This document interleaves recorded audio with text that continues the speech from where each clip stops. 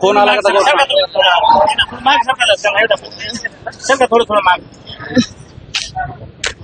सकाळपासून police station समोर बसलाय, नेमकं काय मागणी आहे? तब्येत देखील खालावत चालली.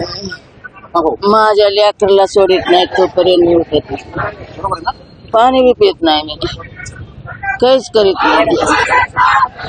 माझा लेक सुटत नाही, माझ्या लेकावरचे कुणी माफ होत नाही तर मी इथून हलणार इथून आहे.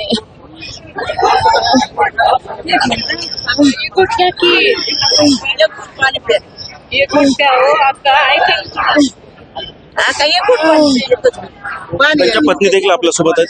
मला सांगा, 11 वाजल्यापासून पोलीस स्टेशनच्या समोर बसलाय, काय पोलीस प्रशासनाकडनं काही उत्तर आलं?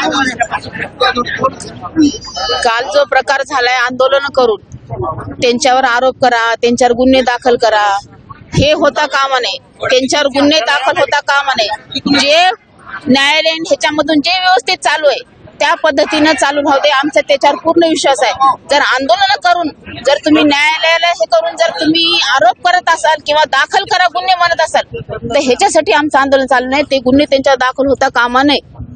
आज न्यायालयात हजर केलं होतं त्यांना, माहिती मिळालेली नाही आम्हाला. आम्हाला तिथलं पूर्ण प्रोसिजर सांगितलं जावं, त्यांच्यावर काय दाखल केलंय, त्यांच्यावर काय गुन्हे चालू केले, त्यांच्यावर काय त्यांना PCR मिळालाय का नाही, MCR मिळालाय का नाही, जे काय आहे ते आम्हाला सांगितलं जावं. त्यांच्यावर जर गुन्हे लावले असतील कालच्या आंदोलनाचं ऐकून तर आमचं पण आंदोलन हे असंच चालू राहील.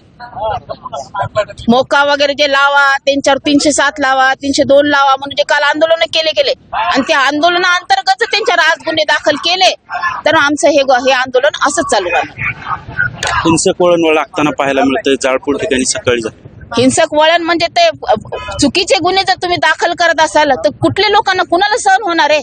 जे न्याय आहे, जे खरं आहे ते होऊ दे ना, ते दाखवा ना तुम्ही लोकांना. आज महिना झाला त्या माणसावर तुम्ही काय त्या माणसाचे वावडेच काढले सगळे. आहे का तू माणूस तसा? आज सगळ्यांना विचारावं. आज महिना झाला आम्ही सहन करतोय, एक ना एक त्याची लटकर काढले चालले त्या माणसाचे. हे बरोबर आहे काय? इतकं घाण आरोप, एवढा काय अख्ख्या महाराष्ट्रामध्ये एवढा वाईट माणूस भेटला काय ह्या लोकांना? त्या लोकांचं राजकारण व्हायले, पण माझ्या माणसाचं मरण व्हायले ना तिथं.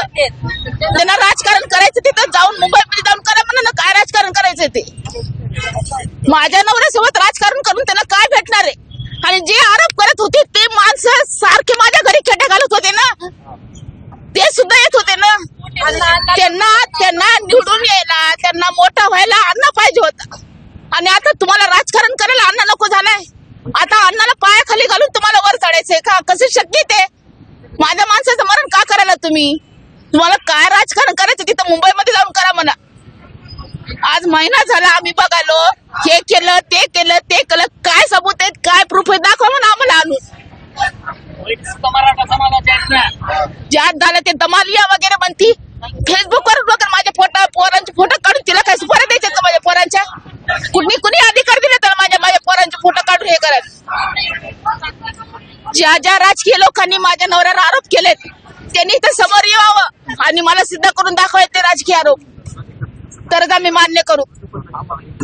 ते राजकीय लोकांनी माझ्या नवऱ्याचा कसा वापर करून घेतला हे सुद्धा मला पूर्ण माहिती आहे. राजकीय तुम्हाला वापर करून घ्यायला माझा नवरा पाहिजे असतो आणि आता तुमचं काही भाजलं जात नाही म्हणून माझ्या नवऱ्याला बळी द्यायलात का तुम्ही? हे चुकीचं आहे ना. सकाळपासून बसलाय, आता काय शेवटी भूमिका काय असणार? काय शेवटी भूमिका नाही हे बघा. आम्हाला जे न्यायालय चालू आहे, जे प्रोसिजर चालू आहे त्या प्रोसिजर नुसार आम्ही व्यवस्थित जाणार आहेत. जर त्या प्रोसिजरला अडथळा घालून जर तुम्ही चुकीचे गुन्हे दाखल करून जर पुढे सरकत असाल तर ते आम्हाला मान्य नाही. जे न्यायालयानं पहिल्यापासून चालू आहे त्या मार्गाने व्यवस्थित मार्ग आमची केस पुढे जावी.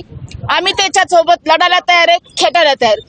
जर ते आम्ही आमच्या मार्गाने व्यवस्थित जात असताना जर तुम्ही विचित्र गुन्हे घालून जर आमच्या नवऱ्याला परत ह्याच्यामध्ये अडकवायचा प्रयत्न करत असाल तर ते आम्हाला मान्य नाहीये. देश विदेशातील प्रत्येक घडामोडींचे लाईव्ह अपडेट मिळवण्यासाठी आता साम टीव्हीच्या सर्व सोशल मीडिया प्लॅटफॉर्मला लाईक, फॉलो आणि सबस्क्राईब करा. तसंच सर्व नोटिफिकेशनसाठी बेल आयकॉन प्रेस करायला विसरू नका.